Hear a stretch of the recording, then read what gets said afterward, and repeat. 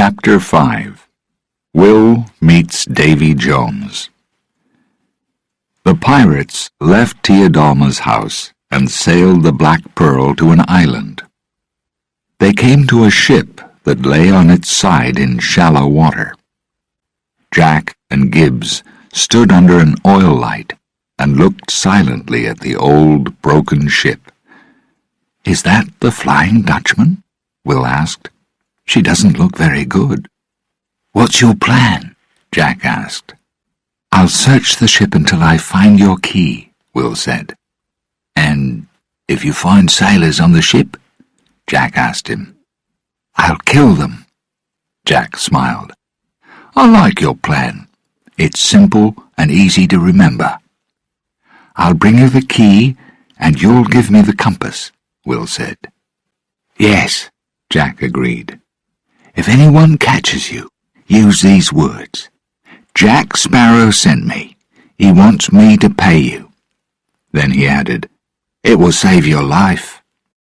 Will said goodbye and climbed into a rowing boat. Jack watched silently. Then he ordered Gibbs to turn out the Black Pearl's lights. Soon only Captain Jack Sparrow's gold-toothed smile shone in the dark. Will reached the broken old ship and lit a small oil light. Was the ship empty? He saw the bodies of many dead seamen and felt very nervous. "What happened here?" he asked himself. Suddenly he heard a noise. Will turned and saw a sailor. He was badly hurt, but he was trying to pull up a sail. "Sailor, it's no good," Will said. "The water is too shallow. Your ship won't move." But the man kept trying. "No, below us. The ocean took Billy and Quentin. Captain's orders." The ship shook, and a dead sailor dropped from the mast. Will saw round, red marks on the man's back. He turned the body over. The man's face was gone. "Something has eaten him," Will thought. "The Kraken." He remembered Gibbs's description of the monster. Will moved away from the body. Suddenly, the ocean was very calm.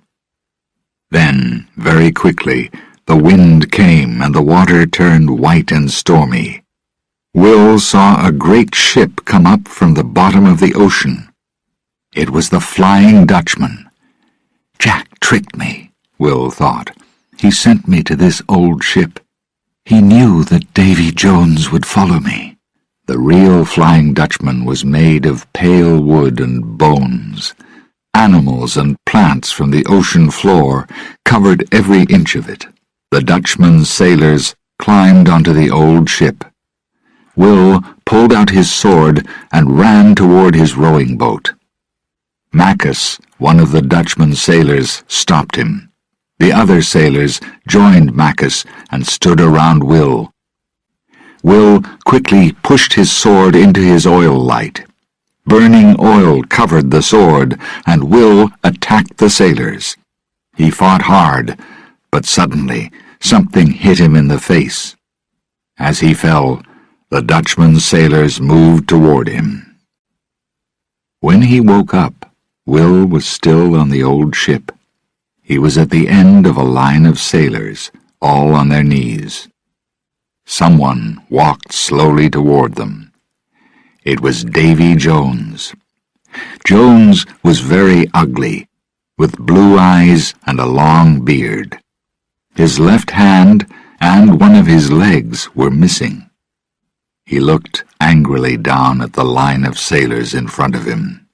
"6 men are still alive," Macus said. Jones walked down the line. "Do you fear death?" he asked a sailor. "I can offer you an escape." "Don't listen to him," said another man in the line. He held a cross in his hand.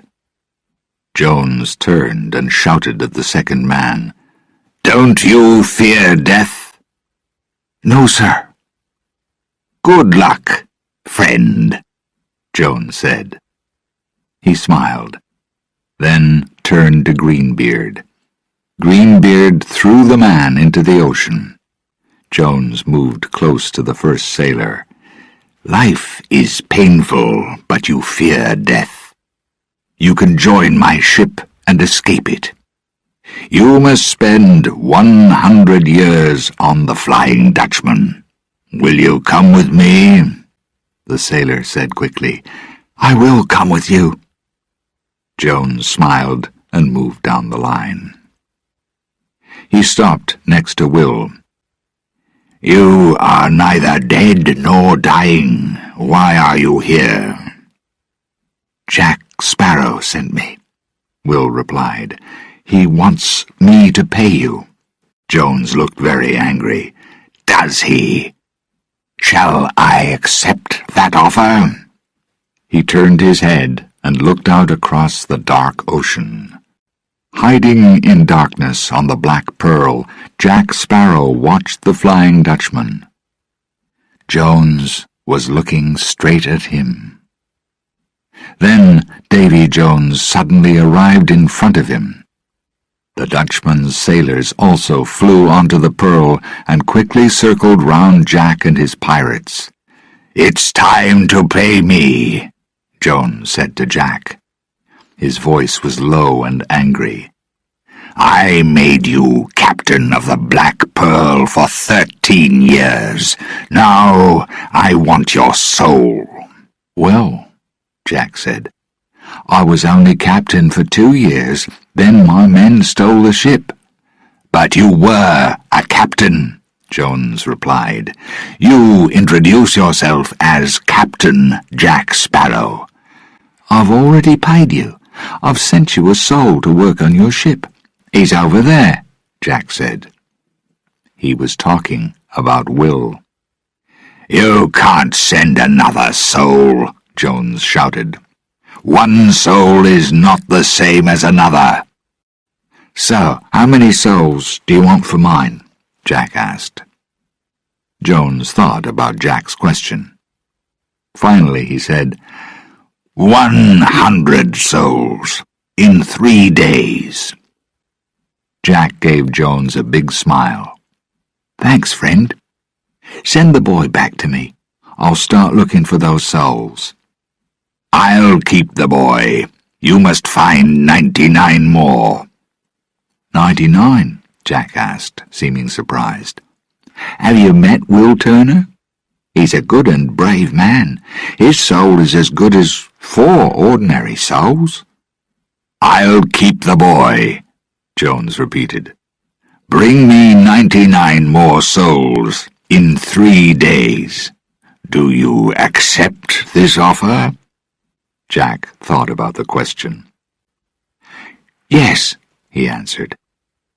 "This Will Turner is a good man, and he's your friend. Do you want him to stay with me for the rest of his life?" Jones asked. "Yes, that's okay," Jack answered and smiled. He looked down at his hand. The black mark was gone. When he looked up, Davy Jones and his sailors were gone too. Minutes later, the Flying Dutchman and Will sailed away into a storm. Jack watched silently as the ship disappeared. "I have 3 days to find 99 souls. There's only one place to go. Tortuga," he thought. Chapter 6. Captain Sparrow Sails Again. Jack sat in a corner of a crowded bar in Tortuga.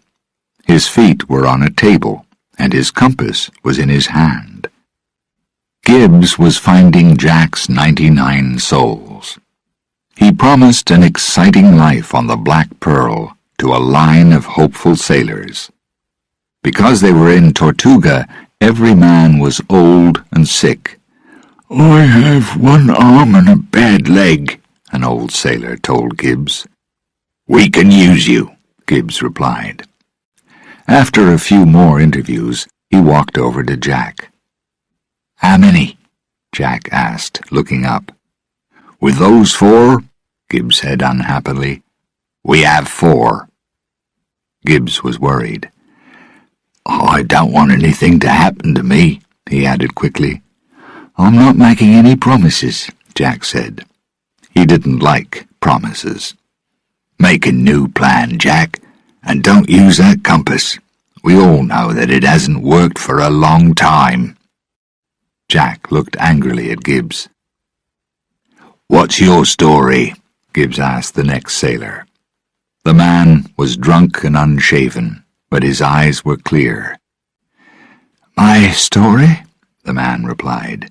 It's the same as your story. I wanted to catch a well-known pirate. I followed him across the 7 oceans. I lost my ship, my job, my life. Gibbs looked more closely at the man. Commodore? He asked. Was this really Commodore Norrington, the man who followed Jack and the Pearl to Isla de Muerta? I'm not a Commodore now, Norrington answered. He threw his bottle down onto the table.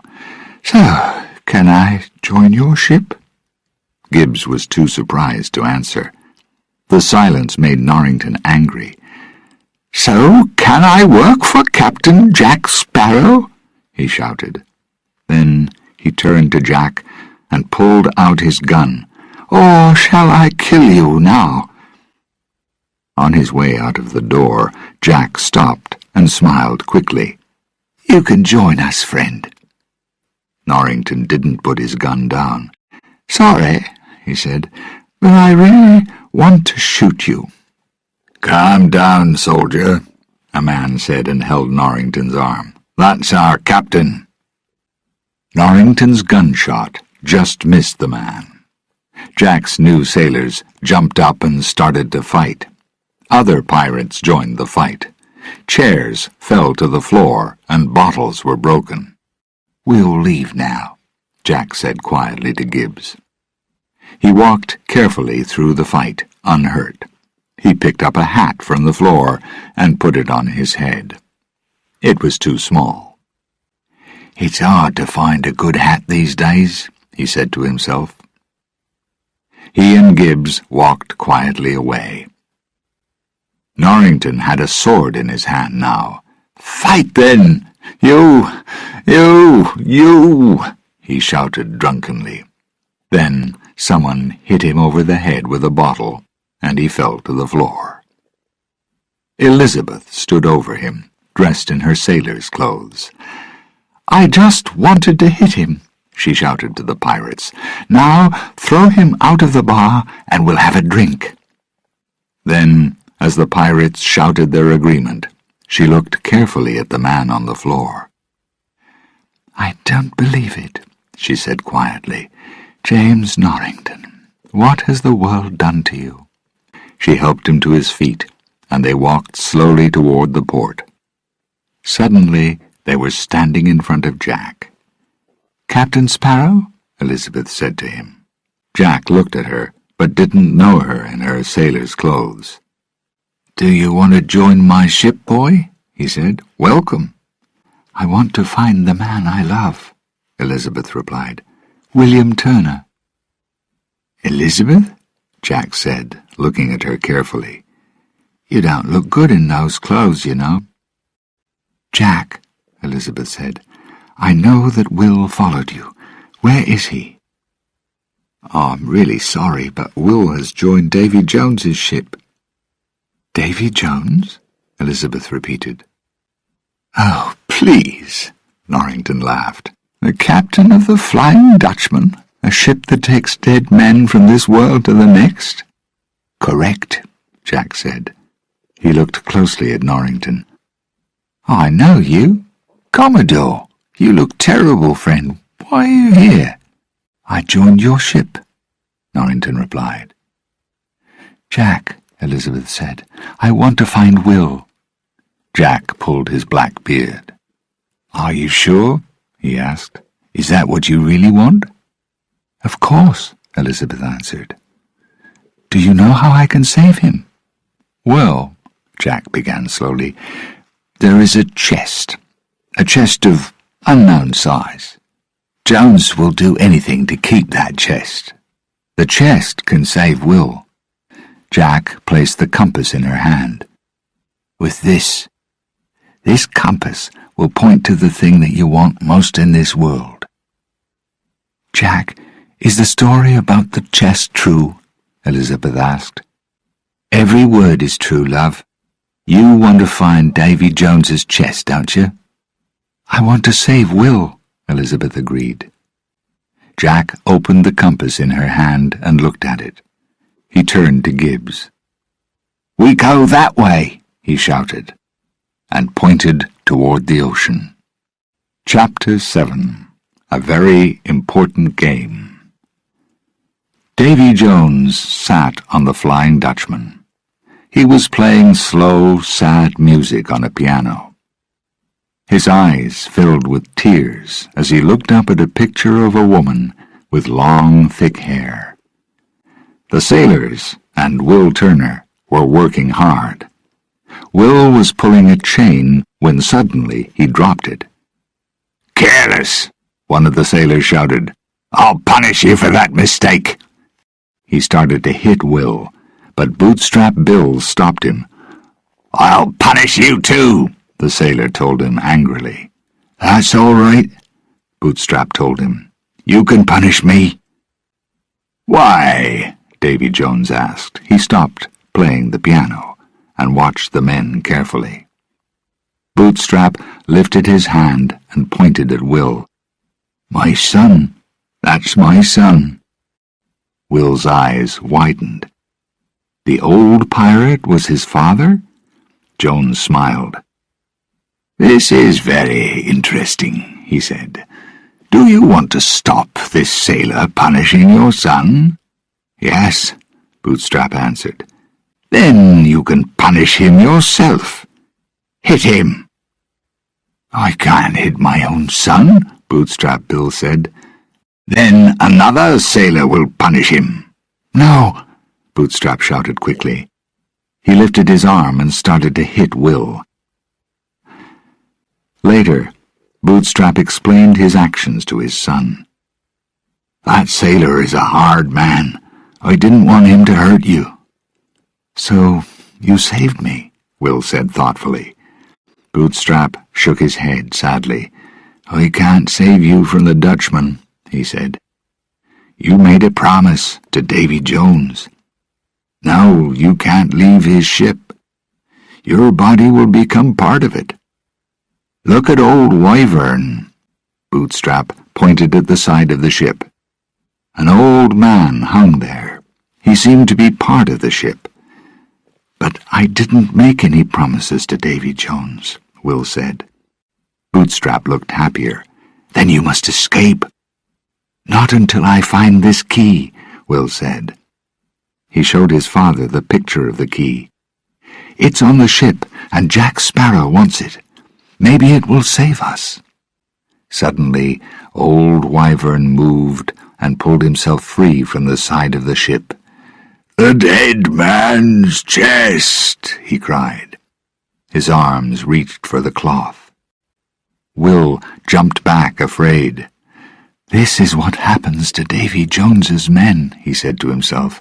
"Soon my father will become part of the Dutchman too. Just one more unhappy soul." But Wyvern's next words made Will more hopeful. "Open the chest with the key, and cut through the heart with your sword," old Wyvern cried. Then he changed his mind. "Don't destroy the heart. The Dutchman must have a living heart, or there is no captain. And if there is no captain, no one will hold the key." "The captain has the key?" Will asked.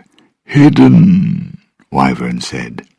He disappeared again into the side of the ship. But Will had his answer. Jones had the key. On the Black Pearl, Jack Sparrow found Elizabeth filling in names on Lord Becket's letters. These letters would free Jack from the English. Jack immediately took them from her. "These letters belong to me, don't they?" He looked at the signature on the papers. "Lord Cutler Becket. Is he the man who wants my compass?" "Not the compass. A chest," Elizabeth said. Gibbs heard her words and looked up.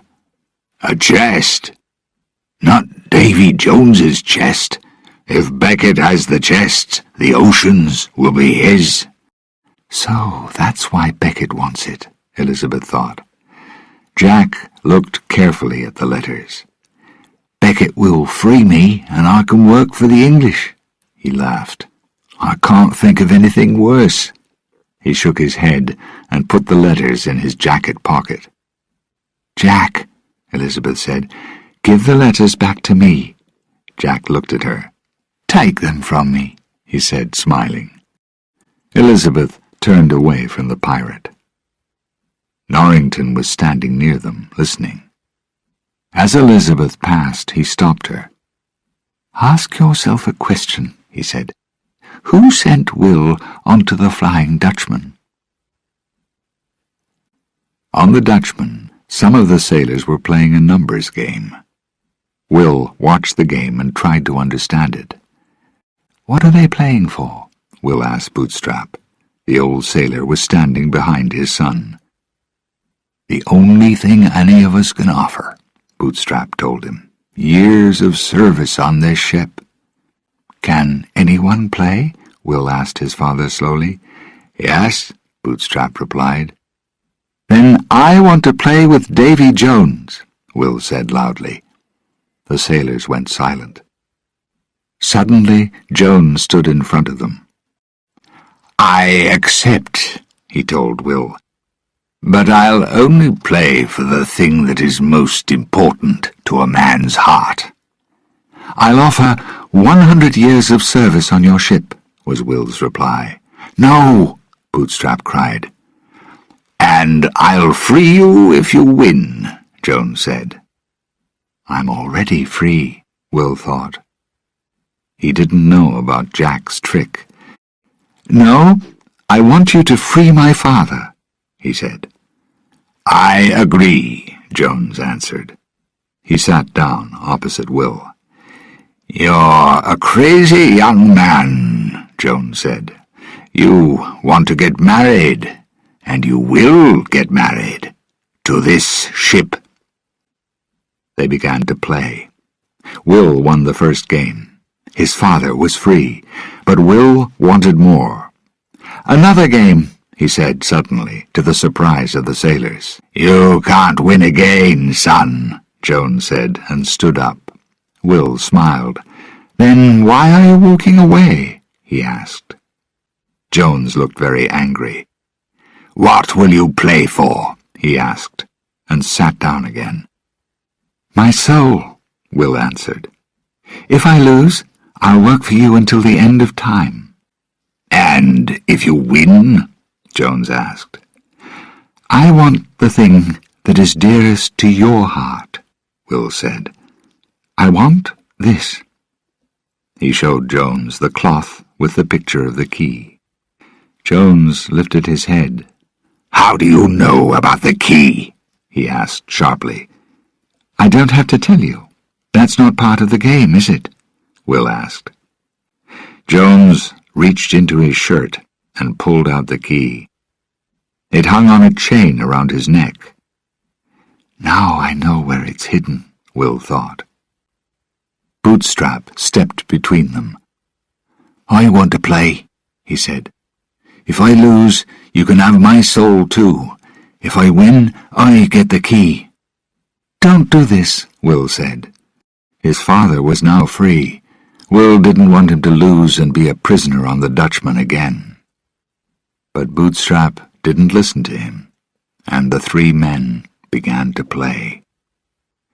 Very quickly, Bootstrap lost the game.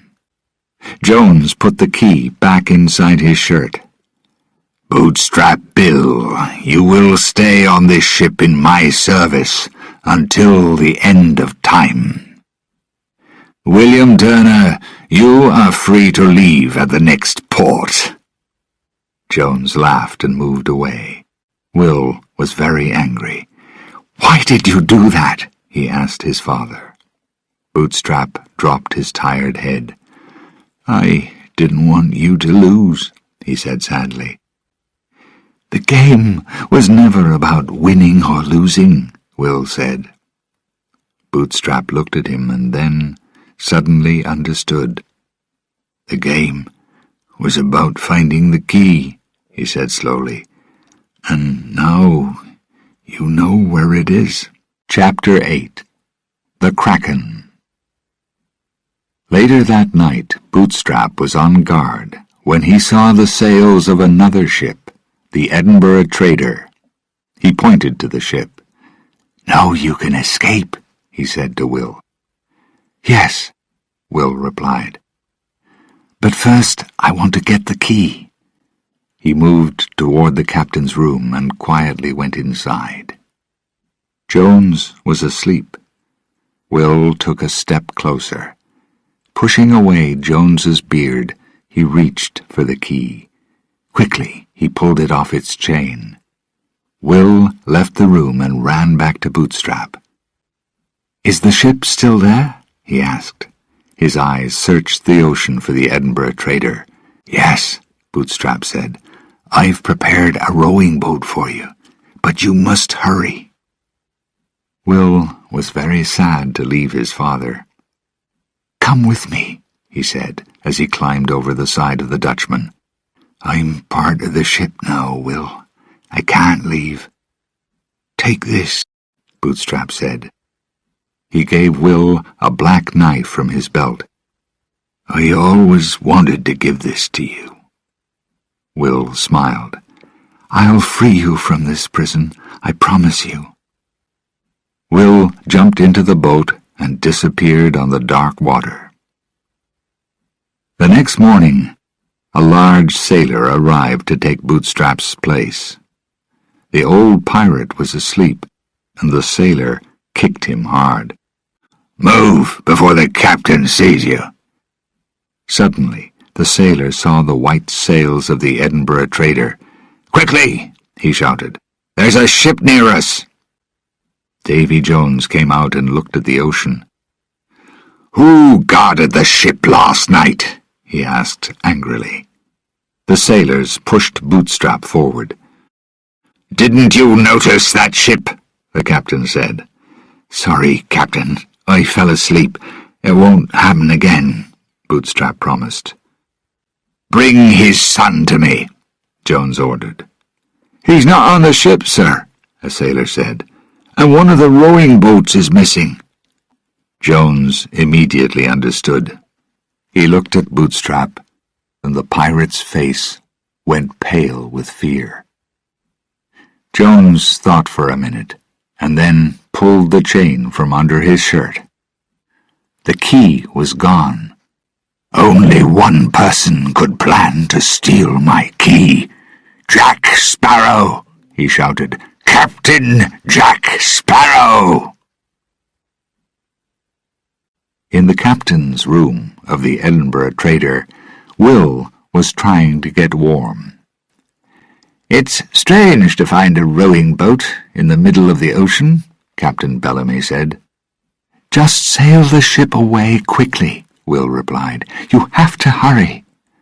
A sailor suddenly ran into the room. "Captain, we've seen a ship." "What colour are her sails?" Bellamy asked. "She's not using her sails, sir," the sailor replied. "Pirates," Bellamy said. Will ran out of the room and climbed the mast. "It's the Dutchman," he shouted. "We're all going to die." The Edinburgh Trader stopped moving. "What happened?" one of the sailors asked. "We've hit something," another sailor answered. Captain Bellamy looked into the ocean, but could see nothing. "Move the ship's wheel left, then right, then left again," he ordered. The sailors followed his orders without success, then turned back to their captain. "What can we do now?" one of them asked. But Bellamy wasn't there. The sailors looked out toward the ocean. A large monster was holding the captain in its hand. It lifted Bellamy high into the air and then pulled him down into the water. "Kraken!" the sailors shouted. The Kraken killed the captain, then came back for the ship. It broke the ship into 2 pieces and pulled it down into the ocean.